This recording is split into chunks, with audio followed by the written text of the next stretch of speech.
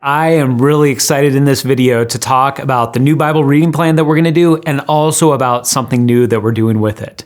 And this is the right time to talk about reading the Bible because we're getting to the end of 2021. We're getting ready for the start of 2022, and it's a good time to think about jumping in to habits that we haven't had before, and Bible reading is a core one.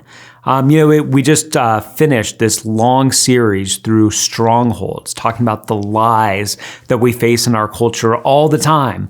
And we are surrounded by these lies. And so we're faced all the time with lies about ourselves, lies about God, about the world we live in, lies about race and sex and gender and money and safety and the government. We are surrounded by lies, and we desperately need God's truth to break through those lies and show us what's real. And God's word is that truth that we need. And it's so important to us as a church that every 3 months we put out a new Bible reading plan, just to encourage people to go along with it. And I've said this before, but it's not that we think that the Bible reading plans that we put out are the only way to go. Some people use them, some people use other plans, but I'll tell you this for sure. Our Bible reading plan is better than your lack of a plan. We rarely accomplish significant things in our lives without a plan. If you're looking to lose weight in the new year, you're unlikely to do it without a plan. If you're hoping to get your finances in order, you're probably not going to do that without a plan. If you're looking to play a musical instrument or learn how to do that, you're not going to do it without a plan, and you are not going to read the Bible on a regular basis and experience the truth of God's word and the opportunity to draw near to Him unless you have a plan. So I'm really excited about our plan for January through March of 2022. I'm going to tell you about it, and then I'm going to tell you about the new thing that we're doing. So the plan for January through March is that we are going to read through 4 wisdom books in the Old Testament.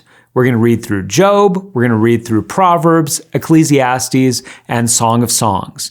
And these are 4 books that are usually called wisdom literature. They're largely poetic, and they're pointed at helping us apply God's knowledge to practical situations that we face.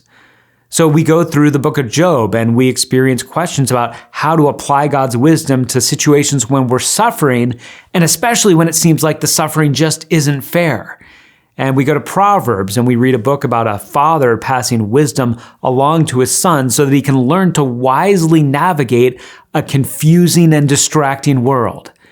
And we get to Ecclesiastes and we have the wisdom of a man who's done it all, done things that we could only dream about, looking back and determining what really matters and what really lasts. And then we get Song of Songs, which is a series of love poems that tell us things that are profound about romance and sex and womanhood and manhood, and also about God's deep love for His people. We're going to go through these. For the most part, it's going to be a chapter a day. It's very doable, and it's going to be very exciting. And I also want to tell you about the new thing that we're doing. And the new thing that we're doing is that once a week, we are going to put out a video, kind of like this video, that's going to just walk through the content of that following week so that you'll have some sense and some preparation for what you're going to read and maybe some pointers into how to read it well and experience it well. And also is going to give some suggestions about how you apply it personally and then how you practice the impact of the Bible reading plan with your family, with a group of roommates, with some friends, with whoever you might get together on this with. And so here's what's going to happen. The first Sunday in January, it's going to be January 2nd. And so that will take us through that first week. But we've got a little bit in between there. We've got January 1st, where the Bible reading plan starts, and we're going to read Job 1 through 2 on January 1st. So I'll give you a little teaser of what the videos are going to be like by talking through how you can read Job 1 through 2 well.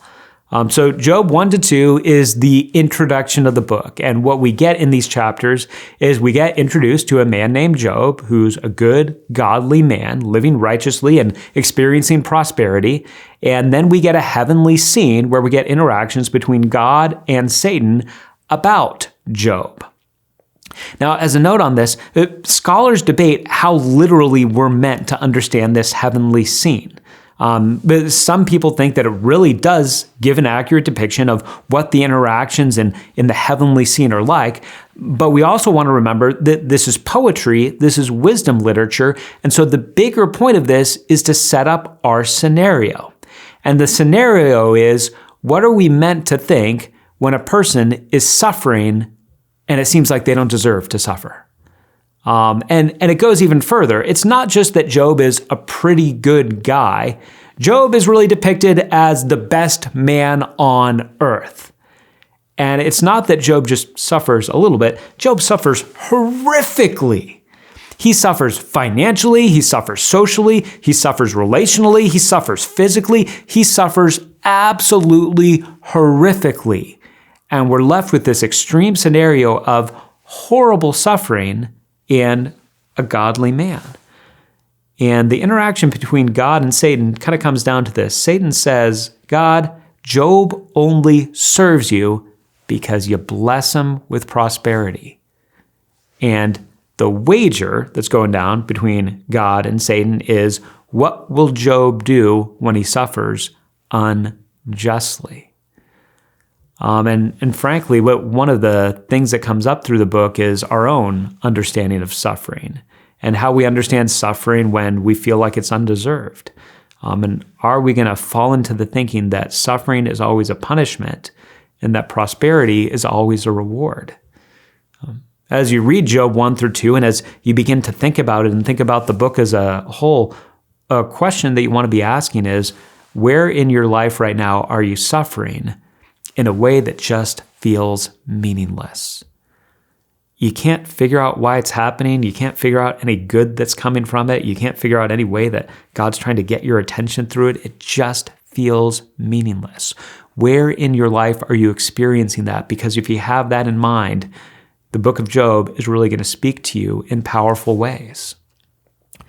But here's the deal. Beyond just reading Job and figuring out how to apply it personally, we want to talk about ways that we can do this communally. So if you have a family, or if you live with a bunch of roommates, or if you just have a bunch of friends and you say, all right, we want to have times that we're getting together and talking about this. Here's what I encourage you to do.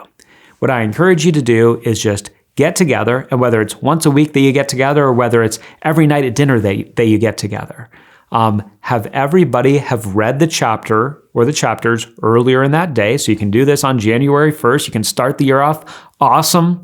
You can have everybody read the chapter that morning, get together at the dinner table, have somebody then read both chapters or just read a portion of them, and then have each person say what was most memorable to them about this reading. Even if you do nothing else, that will be rich and that will start a great discussion that you can have with one another. And it helps you to get your mind around what's going on in this book. Man, I am so excited about this. When we really dig into God's word, we see our lives transform because we start to view the world differently. We start to view God differently, and we start to view our trials and our difficulties differently. And that's what we hope to see happen through this Bible reading plan and through these videos. So let's start this year off right, and let's focus our eyes on God through his word.